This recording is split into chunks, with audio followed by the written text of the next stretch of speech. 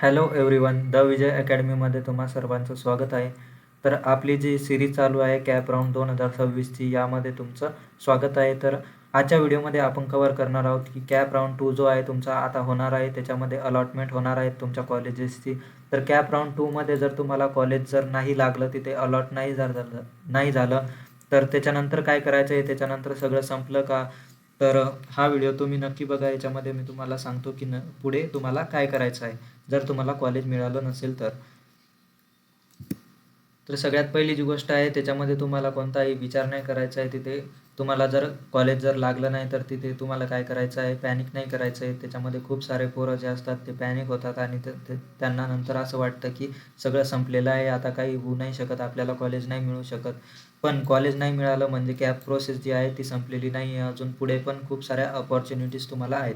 पुढचे admission opportunities आणि available rounds तुम्हाला तिथे चेक करायचे आहेत, तिथे कन्सिडर करायचे आहेत. तर या व्हिडिओमध्ये आपण बघणार आहोत की कॉलेज का नाही मिळालं तुम्हाला, त्याचे काय काय रिझन्स असू शकतात, पुढे कोणते ऑप्शन्स तुम्हाला आहेत जे तुम्हाला सिलेक्ट करायचे आहेत, पुढच्या राऊंडसाठी प्रेफरन्स लिस्ट तुम्हाला कशी बनवायची आहे आणि सेफ कॉलेजेस कसे निवडायचे आहेत, हे सगळं आपण या व्हिडिओमध्ये कव्हर करणार आहोत. तर व्हिडिओ पूर्ण बघा आणि तुमचे जितके पण मित्र असतील त्यांच्यासोबत नक्की शेअर करा, ज्यांना कॅप राऊंड 2मध्ये कॉलेज नसेल मिळालं त्यांच्यासाठी. तर इंजिनिअरिंगमध्ये कसं असते माहिती आहे का, तुम्हाला जर खरंच इंजिनिअरिंगमध्ये जर इंटरेस्ट असेल आणि तुम्हाला ॲडमिशन घ्यायची असेल, पण तुम्हाला कॅप राऊंड 2मध्ये जर कॉलेज नसेल मिळालं तर तुम्हाला तिथे घाबरायचं नाही आहे. जर तुम्हाला इंजिनिअरिंगमध्ये ॲडमिशन घ्यायची असेल तर तिथे टॉपचं कॉलेज नाही मिळालं तरी चालेल. जर तुमच्याकडे लो कॉलेज असेल, सेफ कॉलेज असेल, तरी तुम्हाला इंजिनिअरिंगमध्ये ॲडमिशन घेतली तरी काही अडचण तुम्हाला येणार नाही. कारण टॉपचं कॉलेज असलं किंवा खालचं लो कॉलेज असलं तरी तुम्हाला काय करावं लागेल, तिथे स्किल्स डेव्हलप करावे लागतील, तिथे मेहनत तुम्हालाच घ्यावी लागेल, सब्जेक्ट तुम्हालाच क्लिअर करावे लागतील. तर तुमच्या जी पण तुमची इंटरेस्ट असेल, तुमचा ब्रांच असेल, लो कॉलेज असलं तिथे चांगली ब्रांच भेटली तुम्हाला, त्यामध्ये इंटरेस्ट असेल तर तुम्हाला तिथे ॲडमिशन घ्यायचं आहे. इंजिनिअरिंगमधून क्विट नाही करायचं आहे. तुम्हाला जर इंटरेस्ट असेल तर तुम्हाला ॲडमिशन तिथे घ्यायची आहे. आता कॅप राऊंडमध्ये तुम्हाला सीट का नाही मिळालं याची काही कारणं असतात, जसं की प्रेफरन्स लिस्टमध्ये तुम्ही कमी कॉलेजेस टाकलेले असतील तर त्याच्यामुळे तुम्हाला काय झालेलं नाही, तिथे सीट अलॉटमेंट झालेलं नसेल. त्यानंतर दुसरं कारण म्हणजेच तुम्ही कट ऑफ चेक नसेल केला मागच्या कॅप राऊंडचा, तर त्याच्यानुसार तुम्ही जर चॉईसेस टाकले असतील तर तिथे अलॉटमेंट नाही झाली तुम्हाला बरोबर कॉलेजची. त्यानंतर सेफ आणि बॅकअपचे कॉलेजेस जे असतात ते मुलं टाकत नाहीत, तर ते कॉलेज पण तुम्ही टाकले नाही तर तुम्हाला तिथे अलॉटमेंट नसेल झाली. तर असे काही कारणं आहेत ज्याच्यामुळे तुम्हाला तिथे कॉलेज अलॉटमेंट नाही झालं.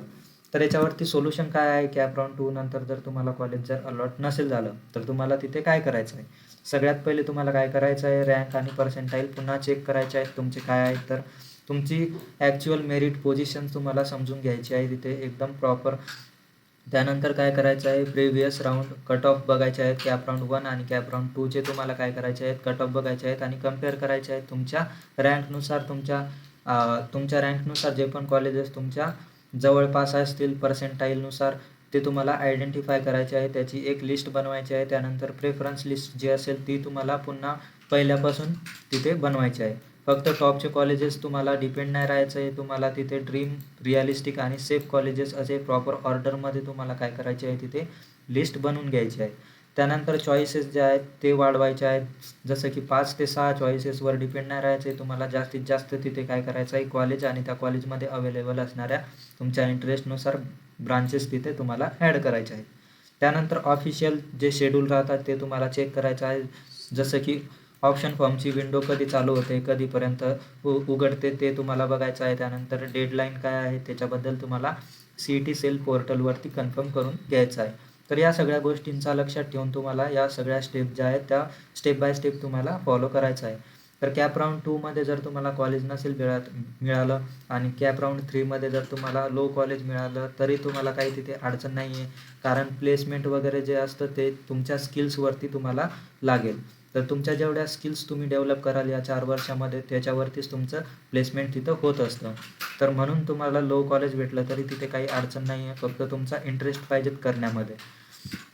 तर याच्या पुढे तुम्हाला काय करायचं आहे, तुमच्याकडे 2 ऑप्शन असतील. एक तर तुमच्याकडे पुढचा राऊंड असेल कॅप राऊंडचा आणि त्याच्यामध्ये तुम्हाला पार्टिसिपेट करायचं आहे. तर तुमची जी प्रेफरन्स लिस्ट असेल किंवा ऑप्शन फॉर्म असेल त्याला तुम्हाला प्रॉपरली तिथे प्रिपेअर करायचं आहे. ते कसं करायचं मी तुम्हाला सांगतो. तर तुम्हाला ती जी लिस्ट आहे ती केअरफुली तिथे चेक करायची आहे. पुन्हा एकदा तुम्हाला तिथे ज्या मिस्टेक आहेत त्या करायच्या नाही आहेत, ज्या तुम्ही मागच्या वेळेस केल्या होत्या. तर प्रॉपर लिस्ट तुम्हाला तिथे तयार करायची आहे 3 पार्टमध्ये. सगळ्यात पहिला जो असेल ते ड्रीम कॉलेजेस असतील, त्यानंतर रिलेव्हंट कॉलेजेस असतील आणि त्यानंतर सेफ कॉलेज, अशी लिस्ट तुम्हाला प्रॉपर तिथे बनवून घ्यायची आहे नेक्स्ट राऊंडसाठी. त्यानंतर दुसरा जो ऑप्शन राहतो तो असतो इन्स्टिट्यूट लेवल किंवा कॅप अपॉर्च्युनिटीज. याच्यामध्ये काय असतं, तुम्हाला सीट वॅकंट्स असतात. कशा जे कॅप राऊंडची प्रोसेस असते त्याच्यानंतर काही जर सीट तिथे जर वॅकन्सी असेल तुमच्या कॉलेजेसमध्ये तर तिथे तुम्हाला इन्स्टिट्यूट लेवलवरती ॲडमिशन होऊ शकते. तर एलिजिबिलिटी आणि वॅकन्सी नोटीस तुम्हाला तिथे काय करायचं आहे, चेक करायचं आहे की कोणत्या कॉलेजमध्ये तिथे तुम्हाला कशासाठी तिथे वॅकन्सी असेल, कोणत्या ब्रांचसाठी असेल. तिथे जाऊन तुम्ही इन्स्टिट्यूट लेवलला तिथे तुमच्या कॉलेजमध्ये जाऊन तुम्ही काय करू शकता, तिथे ॲडमिशन घेऊ शकता. तर असे 2 ऑप्शन आहेत. तर सगळ्यात पहिले तुम्हाला कॅप राऊंडसाठी जायचं आहे, तिसरा जो राऊंड असेल किंवा चौथा जो राऊंड असेल त्याच्यासाठी. त्यानंतर जर तुम्हाला भेटलं नसेल तर काय करायचं आहे, तिथे इन्स्टिट्यूट लेवलवरती जायचं आहे. पण इथे तुम्हाला मध्येच कॅप राऊंडची ज्या प्रोसेस असतात त्या सोडून द्यायच्या नाही आहेत, कॉलेज नाही मिळालं म्हणून. तर नेक्स्ट राऊंडसाठी पण तुम्हाला ट्राय करायचं आहे. पुढच्या राऊंडसाठी प्रेफरन्स लिस्ट तुम्हाला कशी बनवायची आहे तर त्याच्याबद्दल मी थोडंसं सांगतो तुम्हाला. तर सगळ्यात पहिले तुमची जी लिस्ट असेल त्याच्यामध्ये सगळ्यात पहिले तुम्हाला ॲड करायचे ड्रीम कॉलेजेस. म्हणजेच काय, तुमची जी पण रँक असेल किंवा पर्सेंटाईल असेल त्याचा कट ऑफच्या जो पण असेल त्याच्यावरचे जे टॉपचे कॉलेजेस आहेत ते तुम्हाला या लिस्टमध्ये ठेवायचे आहेत. जसं की तुमचे जे पण पर्सेंटाईल असतील त्याच्यावरचे कॉलेजेस तुम्हाला, टॉपचे कॉलेजेस तुमच्या लिस्टमध्ये ॲड करायचे आहेत. आता हे झालं. ह्याच्यानंतर तुम्हाला काय करायचं आहे, रिअलिस्टिक कॉलेजेस जे पण असतील तुमच्या पर्सेंटाईलनुसार, जे पण कॉलेजेस तुमच्या आसपास असतील ते कॉलेजेस तुम्हाला काय करायचे आहेत, तिथे ॲड करायचे आहेत. म्हणजेच काय की तुमच्या पर्सेंटाईलच्या नियरचे जे पण कॉलेजेस असतील ते तुम्हाला इथे टाकायचे आहेत. त्यानंतर सेफ कॉलेजेस टाकायचे आहेत सगळ्यात खाली. तर सगळ्यात खाली तुम्हाला काय करायचं आहे, तुमच्या पर्सेंटाईलच्या पण खालचे जे कॉलेजेस असतील ते तुम्हाला इथे ॲड करायचे आहेत तुमच्या लिस्टमध्ये. आणि लिस्टमध्ये कॉलेजेसच्या IT च्या रिलेटेड जितके आपण ब्रांचेस असतील त्याच्यामध्ये तुम्ही काय करू शकता, कन्सिडर करू शकता आणि ब्रांचवर पण तुम्ही जाऊ शकता. तर ब्रांच वाईज प्लॅनिंग जर बघायची झाली तर फक्त एका ब्रांचवर तिथे डिपेंड नका राहू तुम्ही. जर तुम्हाला कॉलेज अजून मिळालं नसेल तर तुम्ही वेगवेगळ्या ज्या ब्रांचेस आहेत त्याच्यावरती पण करिअर गोल किंवा फोकस करू शकता ज्या IT रिलेटेड आहेत. तर फक्त CS रिलेटेड नका, तर IT, त्यानंतर AIML किंवा AIDS या ज्या ब्रांचेस आहेत या ब्रांचेससाठी पण तुम्ही तिथे कॉलेजेस आणि ब्रांच दोन्ही बॅलन्स ठेवा. तर अशा प्रकारे तुम्हाला लिस्ट बनवायची आहे. सगळ्यात पहिले ड्रीम, त्यानंतर रिअलिस्टिक आणि सेफ आणि बॅकअप ऑप्शन तुम्हाला तिथे ठेवायचे आहेत, जिथे तुम्हाला कॉलेजला ॲडमिशन नक्कीच मिळेल थर्ड राऊंडसाठी.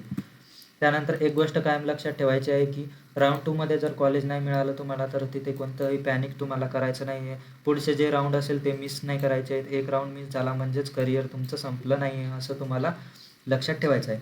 पुढच्या अपॉर्च्युनिटीज किंवा पुढच्या राऊंडसाठी तुम्हाला काय करायचं आहे, तिथे प्रेफरन्स लिस्ट स्मार्ट वेने तुम्हाला तिथे बनवायची आहे, एकदम प्लॅनिंग करून, विचार करून.